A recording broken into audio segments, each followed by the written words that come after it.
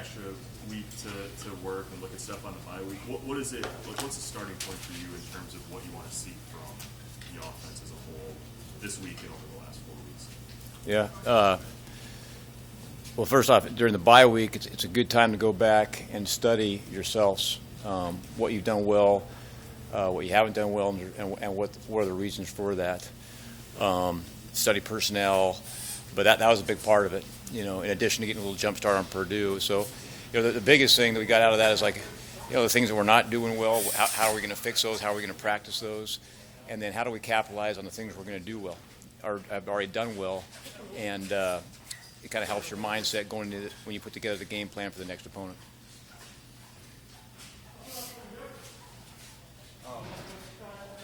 What's challenging maybe about Purdue's defense? Numerically, statistically, they've really improved from last year, the previous year. What's challenging about them? What's challenging about them? They're much improved. I think they're number 3 in the league in total defense, in a good defensive league. I think they're a top 10 team. They've created a lot of turnovers. I know against Iowa, I think they were at +4, +5. That's a big deal. They have the special player with Karlaftis. I mean, they're good across the board. Karlaftis is a difference maker. He's every bit as good as the guy I think from Michigan. He's a difference maker. He didn't play against us last year, but he creates a lot of havoc. You always got to be aware he is. They've created a lot of negative plays for teams, which puts you behind the sticks. So we got to stay out of negative plays. And to their credit, they haven't given up a lot of big plays. I know Wisconsin, especially throwing the ball, they've done a good job in the back end of protecting themselves, and so they play really sound. So we got work cut out for us. When you had a chance to go back and look at strengths and weaknesses, was there anything that surprised you, or was there a strength that was stronger than you thought, or a weakness that was maybe a little bit more glaring than what you think about it as you go along week to week? Yeah, I mean it's one of those things. You kind of know that because after each game, you really get in and dissect and analyze what was wrong. The wrong stuff already kind of jumps out at you. We got to be more consistent in the red zone. We got to protect better.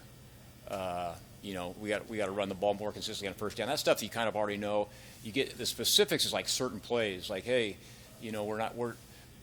we have bad leverage on this play. We're not getting our right angles. The receivers could be a yard deeper on this play. And just the actual details of the play is what shows up. The big picture stuff, which I know you guys see, stuff that we got to get better.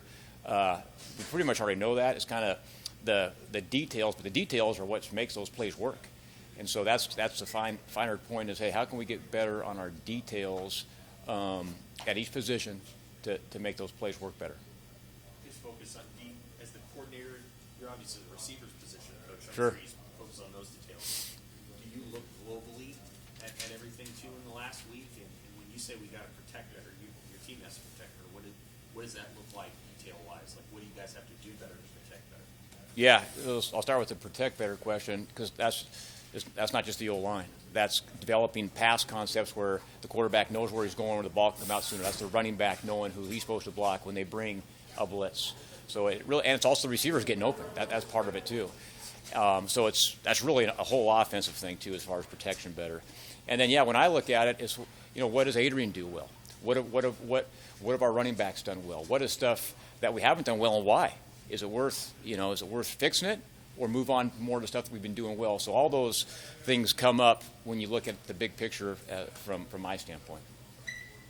Frost said, I think it was last week during the bye week, Frost talked about sort of letting it rip and being more aggressive right from the start. And I think we talked about sort of the script and you want to run your best stuff first. So how do you walk that line between accomplishing what you want to in terms of feeling out a defense, and then also maybe trying to be a little bit more aggressive? Yeah, you try to incorporate both. And when you go into a game with in a game plan of stuff that you think number one that you do well, number two that works maybe against a defense, the looks that you're getting, and then you want to call your best stuff first.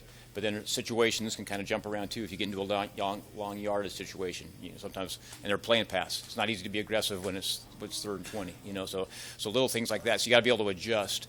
But the biggest thing is, when you're developing a game plan, you can make an aggressive game plan. And so that's part of it. And then just kind of adjusting as the game goes on. How aggressive have you guys been? Like, what if you guys want to let it rip more? What's that next step of aggressiveness? Yeah, that's a good question. I know, that was a big focal point from last season to this season is create more big plays. And I know statistically in the passing game, I think we're up there as far as plays past 20 yards. We're a top 10 team or whatever that is. So we've seen a little bit of that. But at the same time, aggressive doesn't just mean throwing the ball down the field. It could mean the way, you're getting the ball on the perimeter. There's a lot of things that go into that. But it's also a mindset of just physicality, where not just up front, but the whole team, and everyone just playing aggressive, and coming off the ball and running off the ball, and not getting guys to hesitate. And part of being aggressive from an offensive stance is from the coaches, we got to keep it simple enough for our players that they know they can come out and be aggressive and play fast and not think. That's where the aggressiveness starts. And then the plays are plays. I mentioned last week, guys like Benson Manning maybe haven't gotten as many game reps because they've not had enough practice reps to match up with that. Where are they at in terms of, does the bye help them catch up in that regard? Can the mental reps close that gap? Oh yeah. I mean, that's just they've had it first of all in the bye. We're as healthy as we've ever been. Everyone's in a good place, and they've practiced really well. But yeah, that a lot of that stuff goes into when you put guys on the field, whatever position it is, you got to take into consideration, their health during the game, their health in practice, and how they prepare. All that stuff goes into factor. But everyone right now is in a good place. Like I said, knock on wood, it's the healthiest we've been. And those two guys specifically have had a really good bye week and good week this week. Monitoring their health during the game, like you said, which is maybe kept them out in some key moments. Sure. I'm sure they want to get out there all the time. How do you guys balance, wanting to get your best playmakers out on the field and also trying to protect those guys from themselves a little bit? Yeah, I mean, we listen to them. We listen to the trainers. It's a combination thing. And, yeah, obviously guys want to be out there. Sometimes it's unfortunate things. Injuries are out of your control. So it's kind of a combination of, listening to the trainers, listening to them. And the other thing is we feel like we have pretty good depth. So, it's the next guy up, ready to roll. And we've had various guys make plays. So, it's a good question. It's a complicated one because it's not like just a black and white answer. Coach, where do you see from Jalen Graham, number 6, outside linebacker for Purdue? Scott mentioned him on Monday that he was impressed with him. Yeah, really good player, fast, athletic, does well in coverage, but also physical. I mean, they can put him in the box, and he's physical. Showing that when he's a blitzer, he's a good pass rusher coming off the edge. So yeah, he's another really good football player that we got to be aware of. Austin Allen having one of the best tight end seasons that Nebraska's had a little bit. Where's he grown as a receiver? Yeah, he's been really good day one since I got here. He always works to get better.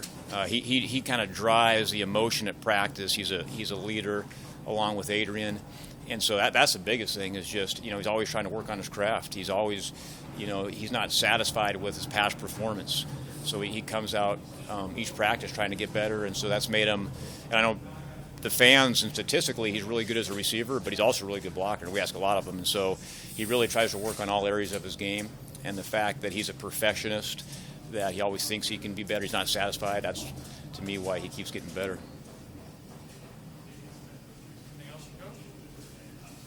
Thank you, guys.